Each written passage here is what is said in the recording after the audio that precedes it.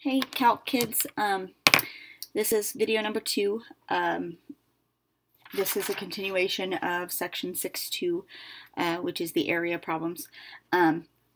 We started to do a kind of an area type of problem on the bottom side of your notes, and we're going to kind of continue this on to the back side. So this backside top problem, part B, is going to look really similar to the bottom one, part A, but it's just going to give you more practice. And this one is an upper sum instead of a lower sum, so we'll talk about what the differences are. I am going to warn you, we're not going to go through anything past, we're not going to do limit definitions, so as soon as we get done with this example, that's basically all that the notes are going to consist of. And then I'll just kind of show you what I want you to do for homework for this section. It is taking me quite a bit of time, like 4 hours to upload each video, so sorry if these aren't getting posted, exactly on time. During the day, but just keep checking your Google Classroom to make sure that you're not missing anything or whatever. So, and then just keep emailing me if you have questions or anything like that. So I'm going to go through and just kind of run down what we talked about in this first problem, because we're really trying to find the area of what's underneath of this curve, okay? And we don't really have a formula that does that. We are going to eventually learn that antiderivative will kind of do that for us, with a little bit of with a few tricks in there that we have to learn to do. But we're trying to find the area underneath of this curve. And so far right now, what we can try to do is we can try to find the area of each one of these rectangles by doing the base times the height, base times height, base times height of all 5 of those, and then just add all of them together. Okay, so we decided that if we're starting at 0 and going to 2, okay, the base of each one of those is going to be 2/5, because we're basically taking a length of 2 and we're separating it out into 5 equal pieces. So we're taking 2 and dividing by 5, and that's going to be the width of each one of those rectangles. So that's why 2/5, 2/5, 2/5, 2/5, 2/5 shows up in this equation, okay? And this is kind of a summation because we add each one of those terms together, each one of those 5 rectangles together. And the thing that we're swapping out, or the thing that we're changing each time, is the height of the rectangle, okay? Because the height of the rectangle is not consistent. It's not staying the same each time. To find that height, okay, we find this point of where he's touching the curve. Okay, it's touching right here at 2/5, so we plug 2/5 into negative x squared plus 5 to figure out what the height is, or like how far it is from here all the way up to here. Okay, we said that that was 4.84, and if we multiply those together, that will give me the area. This whole thing will give me the area of the first rectangle. Okay, doing the same thing, we said that this guy's touching at 4/5. Okay. If we plug 4/5 into negative x squared plus 5, we get 4.36. That gives me the height of the second triangle. Take it times the width. This will give me the area of the second triangle. Okay? Or not triangle. Not triangle. Rectangle. I keep saying triangles. Rectangles.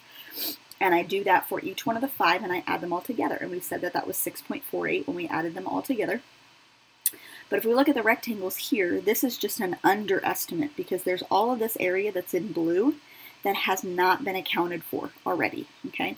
So it's not going to be the exact area of what's under the curve, but it's going to be pretty close. It's better than nothing, right? 6.48 is what our approximation is, and this is a lower sum, okay? So we're going to do the same thing on the back side, but we're going to find an upper sum, okay? And it is the same formula again, except we're finding the upper sum. So kind of look at how these rectangles are situated here, okay? In this case, we still have 5 rectangles, but we've lined up the left endpoints to touch on the graph, okay? So the left side of the top of the rectangle, the left side is the one that's touching the graph, okay? And we've lined those up all the way down to figure out what each rectangle will be, okay? Still the same formula, negative x squared plus 5, okay? And we're going to use those guys. And basically we're going to do 5 triangles, or triangles again, 5 rectangles. Find the area of each one of them, add them together, and then we'll talk about what kind of our solution is from there, okay? So we need those 5 rectangles. We're still going from 0 to 2, okay? So if I'm going from 0 to 2, what will the width of each rectangle be? How long will it be? Or excuse me, how wide will it be for each one of those, okay? My width, so base times height plus base times height. I'm just going to set this guy up just the way that we did before. Okay, there's my 5 pieces. Base times height, base times height, base times height. Okay. They write this as a summation, so this is actually the formula figured out. I'm not going to go into detail with you as to why that is, but or how that all works. You know, we'll just do it as a summation written out the longhand way. Okay. So each one of these, if you haven't figured this out, is going to be 2/5 in width. Okay, just like it was on the front side. We're taking a length of 2 from 0 to 2, and we're dividing it out and spreading it out over 5 of those rectangles. Okay, so that's what each one of those is going to look like: 2/5, 2/5, 2/5, 2/5, all the way through. And then we need to determine what the heights are. So the height of the first one, the height of the second one, the height of the third one, height of the fourth one, height of the fifth one. Okay, all right. So each one of these heights is going to be determined by where he's going to hit the curve at. Okay, so this first rectangle is hitting the curve at 0, something, right? He's touching there at 0, something, and we need to figure out what that is. Well, if I plug 0 into the equation, -0 squared plus 5, that's going to hit at 0, 5. Okay, which means that this first rectangle is going to be 5 units tall. So I'm going to put a 5 in here for the height. Okay, now the second one, I need to figure out where he's hitting at. So basically what his x and y coordinates are, so that I can figure out how tall this rectangle is right here. Okay, so this point right here, if each one of these is 2/5 in length or 2/5 in width, okay, that first point right here should have an x coordinate of 2/5. Okay, then I just have to figure out what the y coordinate is. Okay, 2/5, it might be easier to use as a decimal. 2/5 is equal to 0.4. Okay, so maybe you want to plug 0.4 in instead. All right, so -0.4 squared plus 5, okay, is 4.84. So 4.84 is where he's going to touch right there, and that's going to tell me that the height of this rectangle is 4.84. So I'm going to plug him in right here. Okay, the third rectangle, this point right here, if this is 2/5 and this is 2/5, then what's the y coordinate going to be here for, or excuse me, the x coordinate going to be here for this point? That will be at 4/5, right? 0, 2/5, 4/5, okay? And we would plug 4/5 into the equation to get the y coordinate, okay? So I'm going to leave my same equation up here, but I'm going to plug in 0.8 instead, because that's what 4/5 is. So 0.8 squared, it's negative plus 5. That will be 4.36.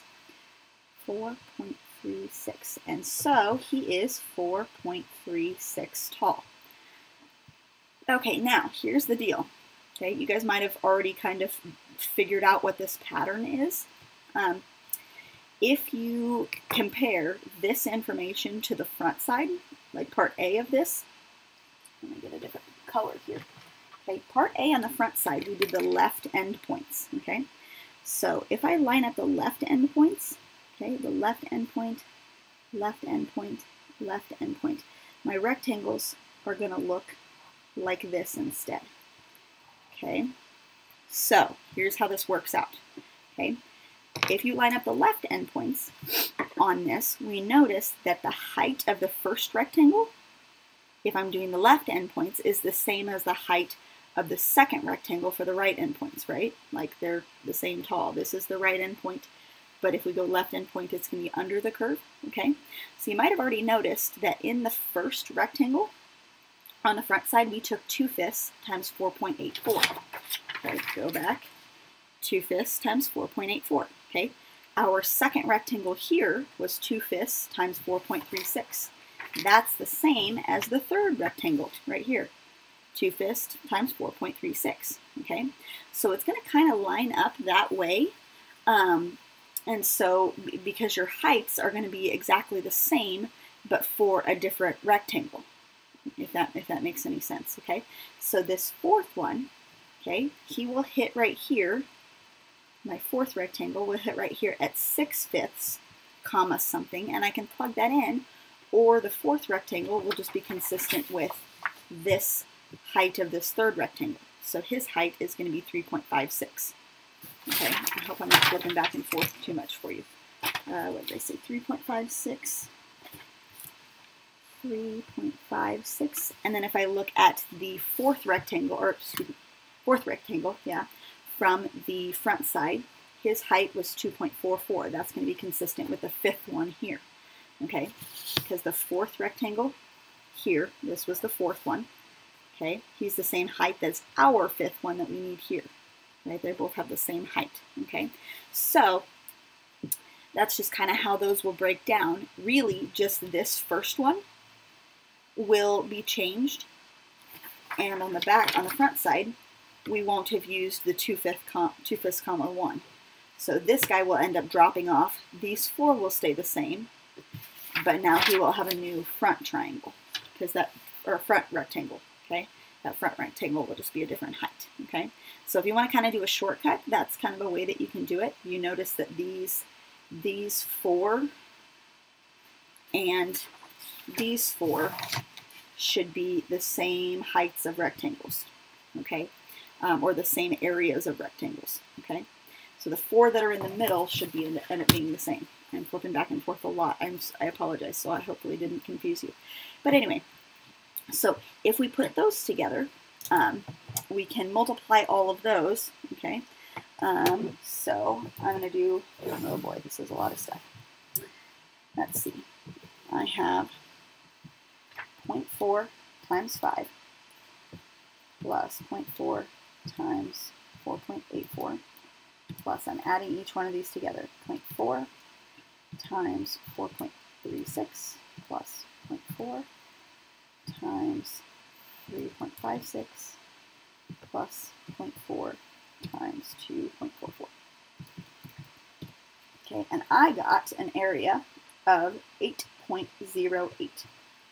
Okay, if I add all those together, 8.08 is what I got. Now, if you want to know another shortcut, since these four pieces are the same as what this front side was here, what I can do is I can take the 6.48 if I wanted to, subtract this guy, right, because these are all the same.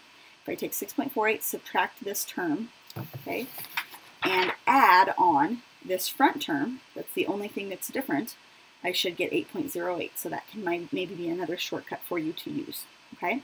Now, how does this, like, tell me what the actual area is? Because this is still only an approximation, okay? These left endpoints, where he's touching, okay, we said that all of those are above where the actual curve was. I was only trying to find the area of what's underneath of this curve. And if we use the left endpoints in this case, this area and this little area and this one and this one, those are all above the curve. So we're accounting for area that we don't actually want, okay? So this 8.08 is going to be like basically too high of a number, right? The actual area of what's under the curve should be a number that's less than 8.08, okay? So that's what we write down here. We say, so the actual area of the region, that should be an A on the end of the area of region, should be somewhere between 8.08 and 6.48, which is the number that we got on the front side, okay? Like the area here, we said was 6.48, okay? So my actual area is between 6.48 and 8.08, okay? Now, what we could do is, like, that helps me narrow down what the area of that region is, but if I wanted to narrow down that region a little bit more, what I could do is, instead of using 5 rectangles, I could use 10 rectangles, right? And separate these into smaller parts. And what that's going to do is that's going to make the area of what is like above the region or below the region, it's going to make that area smaller. So basically these two numbers will be pinched in a little bit, okay? Maybe by using 10 rectangles, I'm able to narrow down that it's actually, the actual area is between 7 and 7.5. That's a better approximation than what it would have been with 5 rectangles, but think about how much more work that would be. Instead of having 5 numbers that I had to add together, I would have 10 then instead, right? So it just makes it, you know, it makes it a better answer, but more work in the long run, okay? So that's kind of how that boils down, all right? Now, This is just using rectangles in the area of a rectangle to approximate the area of what's underneath of a curve. Okay. Now, it will not always be the case that the upper and lower sums will be consistent with the left and right endpoint. Here, the upper sum was the left endpoint, okay, and the lower sum on the front side was the right endpoint, okay.